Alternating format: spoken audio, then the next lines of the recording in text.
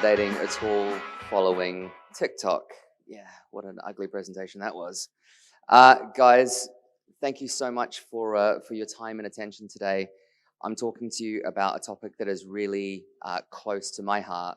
And I've used the word imperative, and the word imperative is obviously an incredibly strong word, but 7, 8 years ago, I stood on the same stage in front of the MMA talking about mobile being an imperative, and since then we've had the year of mobile 7 or 8 times over, and it's still the year of mobile. But what's coming down the pipes is incredibly exciting. It's super dynamic, and it's in an area that not many brands really understand yet. So we're going to cover off a few things today. We're going to talk about what we call the play economy, and then we're going to talk about kind of what we do and how we do it. But the really important part for you is a broad kind of game plan and a way for you to get into the space. So gaming fundamentally is a build on the attention economy. If we think about the attention economy, attention at this point has become commoditized. It's incredibly easy to serve out an impression to a consumer, and then you're having to work out whether it really worked on them or not, whether they were paying attention or not. If we think about gaming, the inverse is true. You can't play a game without being deeply engaged. And in most cases, it's a deep emotional engagement. People pour a lot of hours into these things. And so this really does fundamentally represent a paradigm shift. It's a complete change from the way that we're currently approaching things. And I'm going to start at a kind of global view and then come down into Southeast Asia and then specific points with regards to Vietnam. But what you can see here is, if you look in green, that's the percentage of time in media types by generation. And what you can actually see is that if you add up all media time, the amount of time that's being spent in games, as of the point of millennials, it's actually the leading area by time. So people who play games are spending the majority of their time concentrated from an entertainment perspective actually in games. Now, this should be absolutely petrifying to all of us, because if you've got Gen Z spending 25% of their time in games, the vast majority of games you cannot get into as brands, because those games are directly monetized with consumers. They think brands get in the way of that. And so we really need to be clever about the way that we work into these worlds and we work with game publishers. And it's not just games. So if we think about play is quite a broad and all-encompassing term. Play includes esports. So if you see this figure here, I'll get out of the way of it. You can see 4 of the top teams for youth in North America who have a very strong sporting culture are actually esports teams by fandom. You see, Vietnam rates second globally for esports in terms of the percentage of the internet population that actually watches esports. This is mind-blowing. So 1/3 of the total internet population, according to Global Web Index, have watched esports in the last month in Vietnam. And let's not forget all of the content that surrounds that.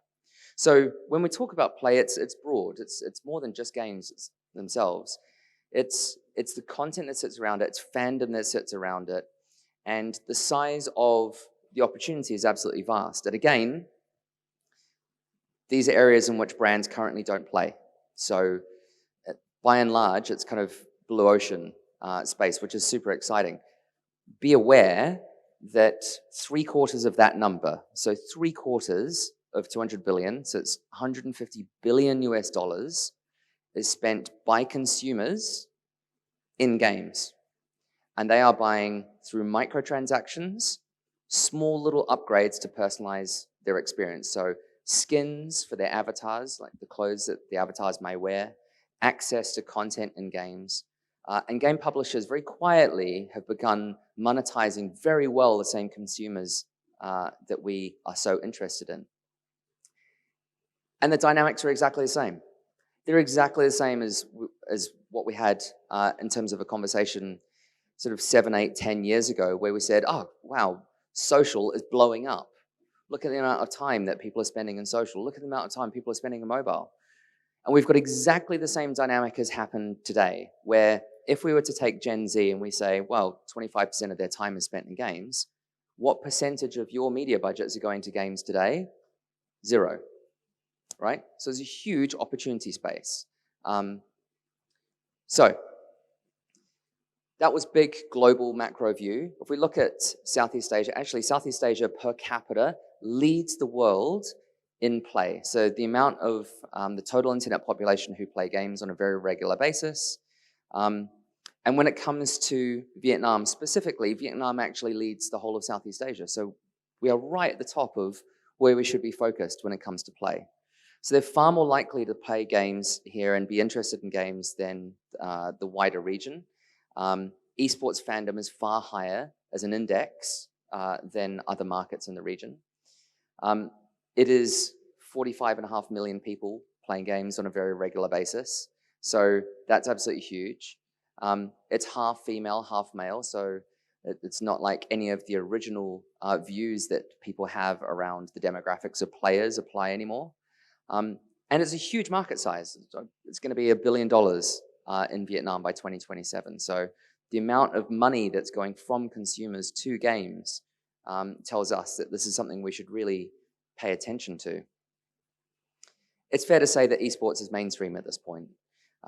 And we can see incredible degrees of fandom around creators and content. And so these are really interesting kind of cultural touch points that are just fun and dynamic and exciting. So then if we go, right, we've talked about all population within Vietnam, all internet population. Now let's just look at Gen Z, because a lot of the conversations that we have with our brands and our clients certainly revolve around Gen Z and applicability there. So obviously, they're all playing a bunch of games. 3/4 of them are actually watching videos of other people playing games and about how to get better. And half of all Gen Z say that actually games are their reason to be connected online in the first place. So it's absolutely huge. They're trading off other forms of entertainment to do it. So I've hit you over the head with a lot of numbers so far. I'm going to move away from that in just a second, but a couple of really important points yet. There is a misnomer, an untruth, that gamers are solo and they behave in a way that isn't social. Couldn't be further from the truth. They're lean in, they're very progressive. You can see the sliders on the right-hand side, and green is when we have Gen Z and gamers. And what you can see is they're just over-indexing against all of the areas that are really important to us as brands. So early adoption, trend setting, people sharing, people socializing.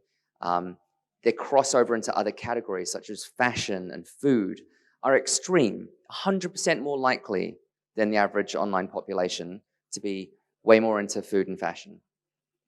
So this is where we come in. Let's see if this works.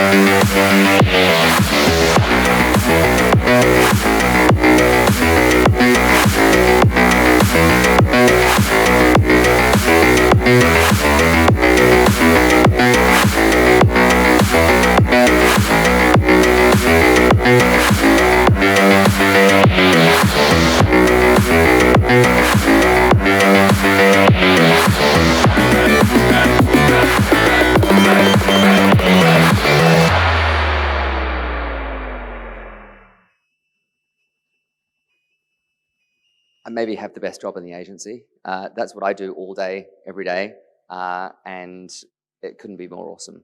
So we are, as Publicist Play, a specialist practice, and that's really important, actually. I've seen a lot of agencies suddenly putting new hats on the same people and saying, oh, no, these guys have got specialist knowledge in gaming. Categorically do not. So I think the really important aspect here is you pick the right people. I'll touch on that in just a second as to why it's really important. But fundamentally, what we do is we operate across these three pillars. We define fan-first strategy. So we start with communities. We look at fandoms. We spend all of our time really trying to understand what makes them tick and the scale and impact of them. Spend a lot of time with IP and properties. So IP being games, properties maybe an esports tournament or a team. And then what we do is we get into designing experiences. I'm going to give you examples of all this sort of stuff in just a second. But long story short, if you're not full service and you don't provide all of these different areas, then it doesn't stick. Like, you can't just have it sitting within media or within comms, within production. All of this stuff needs to come together, because fundamentally consumers don't see the difference between those different craft skill areas.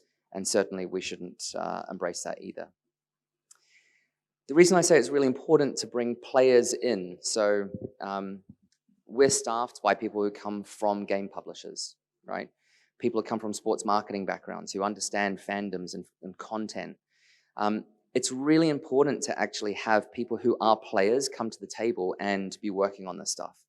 And that's because there is a categorical fundamental difference between these different genres. Like, the thing that motivates you and makes you tick as a player of games in these genres is just completely, utterly, fundamentally different.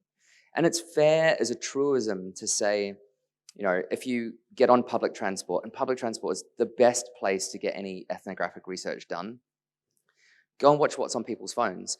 And there's a general truism that if you look at kind of strategy and puzzle games, it tends to be female skewing. It tends to be a little bit older skewing, sort of 30s and 40s. And shooters tend to be kind of younger men. But you need to be able to understand the differences between these genres, because most of them actually have different economic models behind them as a game. And then beyond the genre, getting into the games. And what you can see here is just, you know, half a dozen of really leading games in the region. Obviously, you'll recognize AOV over here, which is the leading game in Vietnam. But what you can see is a completely different aesthetic and style. And certainly the gameplay is completely different across all of these as well. So I hear people use one catch-all when they describe gamers as like, gamers as an audience. Gamers aren't an audience.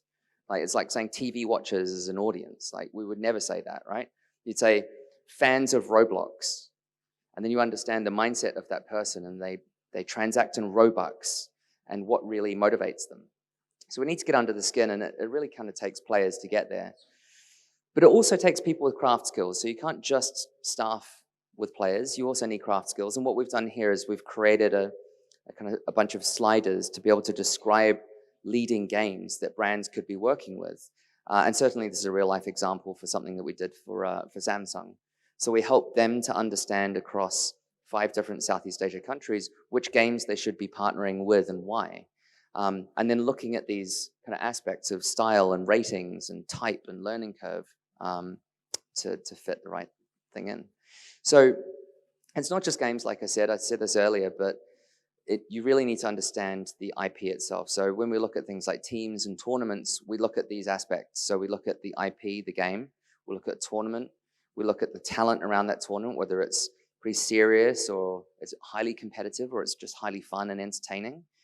Then we'll have a look at things like these 3 V's here. So if you look at values, that's congruent with your brand. What does your brand stand for? Does this IP and the tournament have that? If we look at value, we'll look at things like the entitlements and how that compares and contrasts against others. And we look at velocity, is this property growing? And the important aspect here is, and this is where I see, this room is full of people who've bought the wrong thing from the wrong company. Like, we've all been there, we've all done that, we've all learned our lesson, but many people are not learning their lesson. I can't state this more clearly enough. Don't be buying things directly from Garena. Is Garena here? They're not in the room. So don't be going out and buying directly from publishers, because the answer that the publisher has will always be their property. All right? You need to bring specialists in who can compare AOV versus League of Legends. Like, you need people who really understand the space and can help you navigate what is right across the rights and entitlements of each of these different types of partners. I'm getting in so much trouble for saying that later. It'll get back. The other big bear trap that we see, the other place where we see a lot of brands really, really falling afoul of working directly with publishers is not measured right. Like, generally, publishers do not want you to do third-party measurement and valuation, but you all should be doing third-party valuation and measurement to ensure you understand what worked, why, how you can optimize it for the future. And so I strongly recommend that you be looking at whether it's YouGov or Nielsen or any of the other partners that we work with, such as Shikenso. So, heard about us, heard about the opportunity. This is the really exciting part. So, fundamentally, the place you need to start is to understand where the brand is going to fit in culture. And it sounds like a really redundant statement, but this culture is new.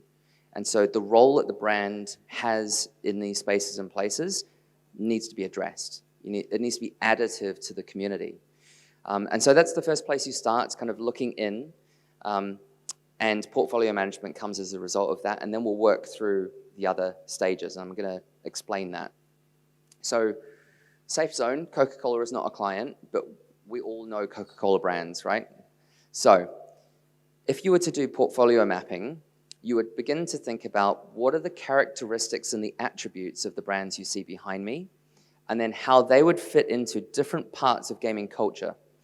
Good example of this. So if we look at Fanta, the stands outside, Fanta is full of humor and joy. It's really fun. It's probably leaning in the direction of entertaining content from creators, and it could be gaming creators, right? And so you would play in that sort of space for Fanta. But if you're Coca-Cola, it's about moments of togetherness. All right, and the thing that brings people together is fandom. So esports is a great space for you to be playing in. And so this is the type of portfolio mapping exercise that you would need to undertake internally. And this is obviously a really top-line one, but it's something that is something you need to deeply consider. Now, the first level is actually, and this sounds wild, but to run in-game ads. Can't recommend this enough, run in-game ads. And there are a couple of different reasons, and there's a couple of different types of ads that I would recommend. So what you can see behind me is dynamically served in. There's a video asset up there. There's billboards on the left and right of where the car's driving. That's programmatically, dynamically served in using the technology that you're all used to using. In-game ads are actually well received by consumers. So it's not like running in some other channels where they're trying to get away from the ad and trying to block it off. They're actually really well received. There's two different types of ads that are really well received. So one is rewarded video, and I think we've all seen these. So if you've played Candy Crush, if you've played like Angry Birds, you've definitely seen a rewarded video ad unit. Your character dies, and you've got a choice between topping up with money or coins or watching something from the brand. The value exchange is incredibly respectful and really clear to the player. So this is a great opportunity to be serving that type of content out. The other great thing about them is you can do a whole load of brand lift work, including adding things like end slates where you collect user data. The other type of in-game ads that work really well are intrinsic, and this is a really emergent space. But what you can see here is the ads are actually blended into the environment in 3D. And so you have providers like Anzu and FramePlay and people like that who provide these types of kind of in-game ad units. But what this is particularly good at doing is driving things like brand affinity. And again, the reason you run the in-game ads is not just because of scale and targeting and things like that. It's actually to learn from them. So you should be sending out surveys off the back of it. The second phase, and this is, for me, pretty exciting. Second phase is building brand affinity through association. So what you can see behind you is work that we've been doing with Nescafe in Malaysia. And this is the leading game in Malaysia called Mobile Legends, MLBB. And it is definitely similar to League of Legends and AOV, I'm just saying it. Now, what we did is we helped them to sponsor the esports league. The esports league represents about 10% of the total player base. What we did is we licensed the rights that we got from the esports tournament, i.e. the character art, and we put onto the side of cans, and we created limited editions that we then only distributed through certain retail partners. And what we saw is evidence of fandom, people going and collecting amongst the different retail partners, so you can prove that. You've got great retail partners. It's about traffic driving incremental to their store. But we also saw evidence of fandom when people were collecting. They had 3 of the 5, and they would barter and go online and create communities around trading for the other ones. Now, The actual best work I've ever seen in this space comes from PepsiCo, and they keep knocking out the park. They did really good work in Vietnam with Sting. But this is from Mountain Dew, and it ran across Southeast Asia and South Asia.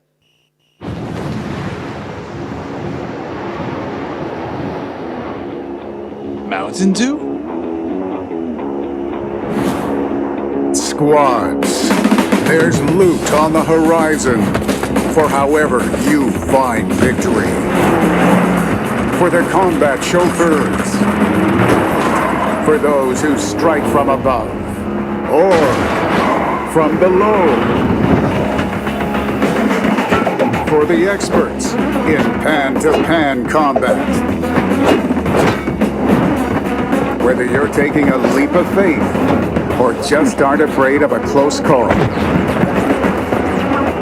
fuel your path to winner chicken dinner with ice-cold Mountain Dew. And with exclusive loot from Mountain Dew fuel stations, spawning on a map near you.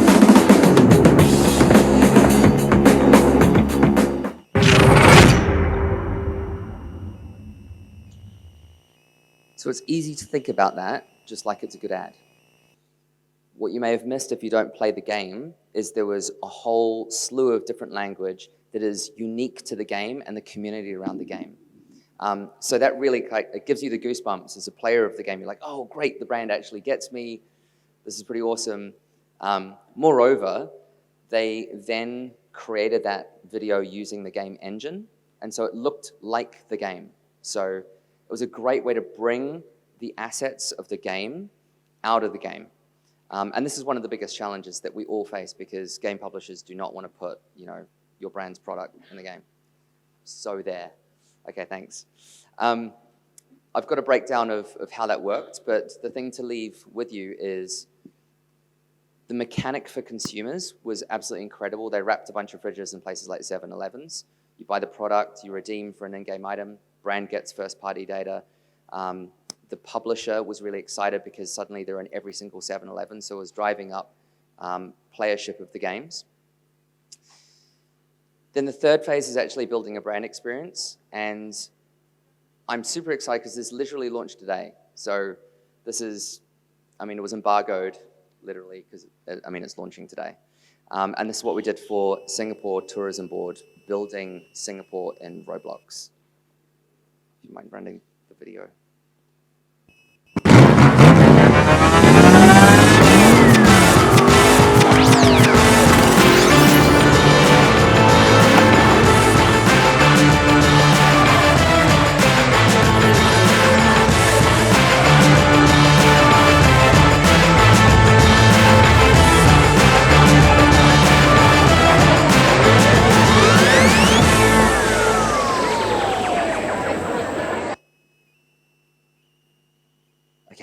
Definitely getting off the stage now. So thank you so much, everybody. You can read on the main points behind me. Ultimately, please don't rush in. Don't rush in and build a brand universe without having gone methodically through these different areas first. Really take the time to work strategically, look inwards, find a role for the brand that is meaningful before you start moving into the other areas. And players are going to be super excited to greet you in the right way. So thank you so much.